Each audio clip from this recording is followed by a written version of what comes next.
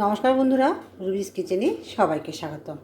আবারও আরেকটি নতুন রান্নার রেসিপি নিয়ে চলে এসেছি।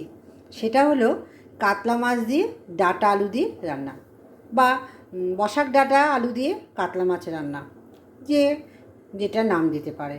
তো আমরা এটা ছোটোবেলায় মা আমাদের রান্না করে খাওয়াতো, কাতলা মাছ ডাঁটা আলু দিয়ে।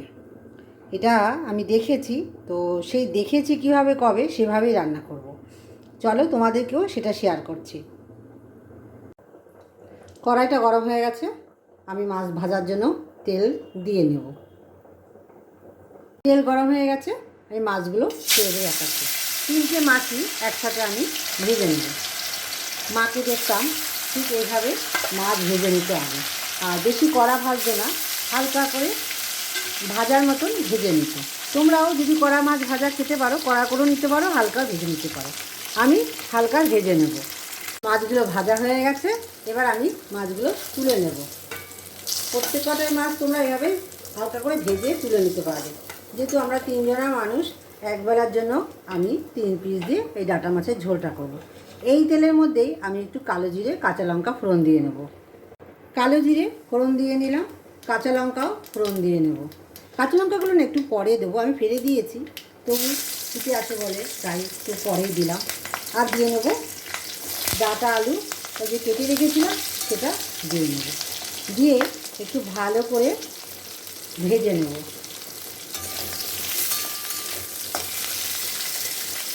পরিমাণ মতন নুন দিয়ে নেব, আর হলুদ দিয়ে নেব। পরিমাণ মতন হলুদ আর নুন দিয়ে নেব, দিয়ে একটু ভেজে ভেজে নেব।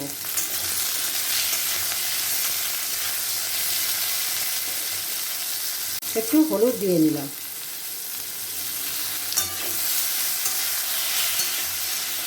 ভালো করে মিশিয়ে নেব।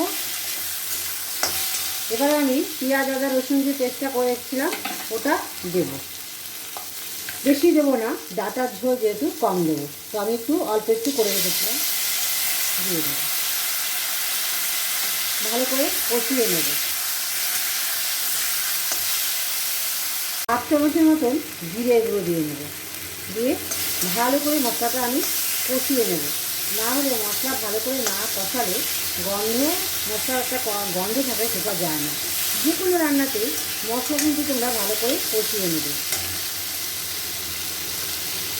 ওটা ভালো করে কষানো হয়ে গেছে, এবার আমি কৃষ্ণ গরম জল বসিয়েছিলাম, ওটা দিয়ে নেব আলুটা ডাঁটাটা একটু সিদ্ধ করার জন্য।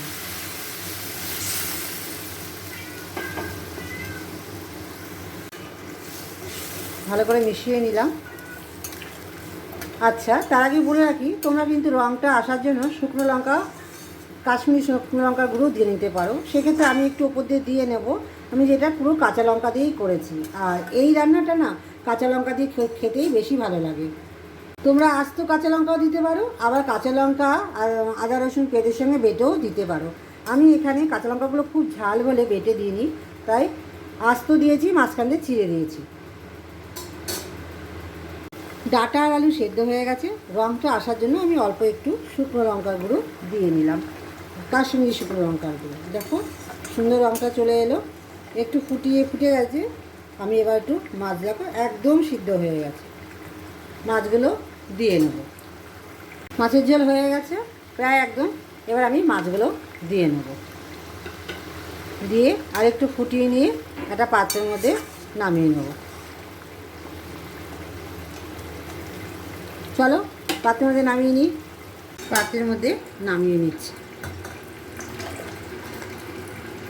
গরম গরম ভাতের সাথে এই কাতলা মাছের ডাঁটা দিয়ে আলু দিয়ে ঝোলটা খেতে অসাধারণ লাগে। আর বিশেষ করে এই গরমে এরকম পাতলা ঝোল খেতে সবারই ভালো লাগে। কেমন হয়েছে আমার রান্নাটা অবশ্যই কমেন্ট করে জানাবে। আর তোমরা সবাই আমার পাশে থাকবে, প্রচুর লাইক শেয়ার করবে, সাবস্ক্রাইব করে দিও। চলো কালকে আবারও দেখা হবে নতুন আরেকটা রান্নার রেসিপি নিয়ে। সবাই ভালো থেকো, সুস্থ থেকো, টাটা।